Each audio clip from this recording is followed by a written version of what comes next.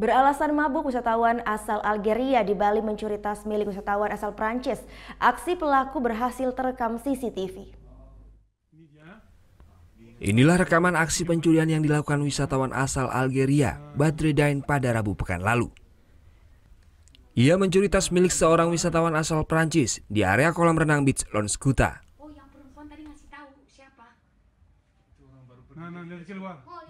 Pelaku mencuri tas berisi uang tunai Rp700.000 dan handphone.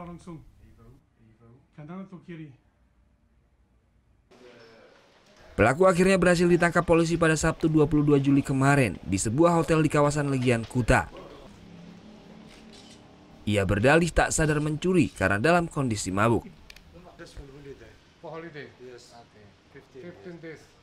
Kita ketahui kalau dia dalam keadaan mabuk berarti sebelumnya ada aktivitas yang menyebabkan dia mabuk. Namun kami lakukan pendalaman kegiatan sebelumnya. Dia tidak keadaan mabuk. Setelah kami telusuri dalami memang benar. Dia ingin memiliki barang itu karena barang itu ditinggal oleh pemiliknya. Pelaku dikenakan pasal 362 KUHP dengan ancaman 5 tahun penjara. Pelaku sendiri belum berencana menghubungi konsulat Algeria untuk proses pendampingan. Surya Sanjaya melaporkan untuk NET. Thank you. Udah selesai nonton beritanya?